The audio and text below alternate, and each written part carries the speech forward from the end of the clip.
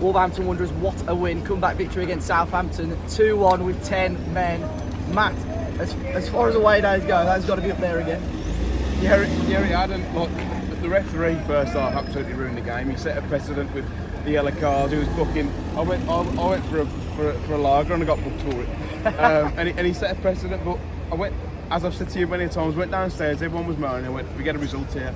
Well, I mean by a result is a draw.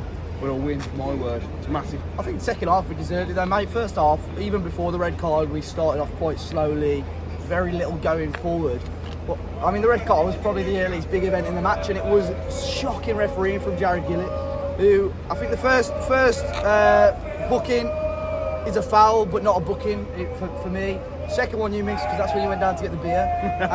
It's only about 25 minutes apparently, according to Sky Sports, it was because he ran aggressively at the referee. But you look at the video, he's not even looking at Lamina till the last minute. So I don't know if he's got the card out without realising Lamina was already on a booking. But it's just poor. He was so happy to get the card out. The referee in the first half was extremely consistent, but that doesn't mean consistently bad. Yeah, consistently bad because he booked everyone for anything, and you set a precedent. And you know, I think this post-match would be a lot different if we lost the game. We'd probably be saying to Lamina, you've got to keep your head. But it is what it is. The referee in the first half, probably better in the second half, probably had a bit of a talking to in the tunnel. Yeah, he did. Yeah, he was very, he was more cautious, I suppose, in the second half. But their goal was disappointing. There was a couple of instances where Wolves struggled to clear their lines. I think this was one of them. I think it was Dawson in this case. Just didn't quite get it was only half cleared. And Charlie Alcaraz scored the goal. A player that had been linked with Wolves, so I'm sure we'll see tweets or comments saying Wolves have missed another one. Wasn't in for him. Yeah. Listen to the pod. Yeah, but we'll talk about a certain player that I'm sure we've preferred we signed. So going into half time, I think we were quite not fortunate, but I think it was good that we only went one goal down. Lopetegui for me, the changes at half time changed things. Obviously, huge difference. Aïnouri was on a booking. So Hugo Bueno came on, but I thought Adama, mate, was superb in that second half. Yeah, he was. And it changed the game, and I like the fact he took Aïnouri off because with the position you're in and 10 men, you need to bomb forward.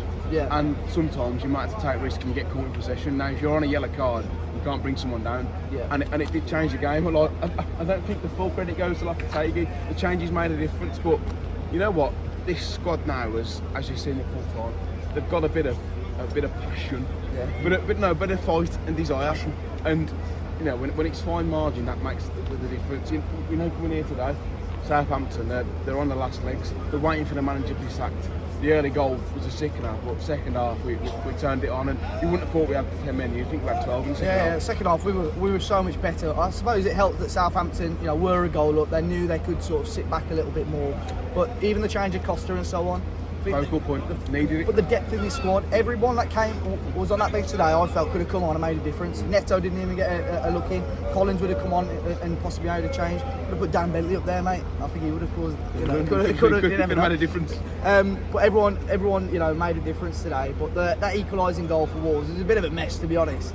But the ball came, and I think Costa should have scored. Adama probably should have scored. But in the end, Bednarek's doing the old, flip flap. What the thing is, we said in the car, we got the email from Wolves saying away shirts, £20. I went, whoever scores first Wolves today, I'll have it on the back of the shirt, even if it's an own goal. So it looks like Bednarek. It looked like I'm having Bednarek on the back of my shirt. But Ollie Gunnar Bednarek. Yeah, he gets in the right areas, and it was. I think throughout the whole 90, Southampton failed to threaten. The only thing they had was the big diagonal to the big useless. Paul Onuachu. It's quite common in topic on our podcast, isn't it? But it was obvious that was their plan from minute one, mate. But it would be for us. Yeah. It's a route one, but I think that the lads at the back, I think Kilman were most headers against him. It was only when he peeled after the full-back started winning things. So it's huge result. Let's talk about the new star boy in the midfield, João Gomez. We outscored him, haven't we? He looked tidy on the ball even before his goal. He's kept the ball really well. His movement of the ball. He played that ball through to Diego Costa when he squared it to Sarabia, but he scores the winning goal. Now, he was through on goal. Listen to this. He had Sarabia. For me, he should have passed to Sarabia. I think Sarabia would have scored. But to have he had a little bit of the selfish side of him, which I like. First shot deflected. Second shot, pick his spot. Mate, you can't think of a better debut for him, can you? It's a selfish finish. I think it's what you need, but like you said, it's players coming on, making a difference, fresh legs, which is exactly what you need in 10 men. But a couple of tactical tweaks. I thought that Nunes in the first half was very poor, a little bit better in the second half, but to bring on those players and make a difference, it's in terms of the landscape of the season. This is a massive 3 points, and then towards the end they managed to game out really well, even with 10 men. It was just, I don't know. This kind of performance for me is like we've got old Wolves back a little bit. There's still a long way to go, but it's early passion days. that the players shown, even in the away end, it was bouncing. So, by the way, Neves getting absolutely phenomenal. He's a role for us. It's probably the last few games you're going to see him. So, you know, just worship him what you can. Great, mate. Trust me. Little 2 year release goal.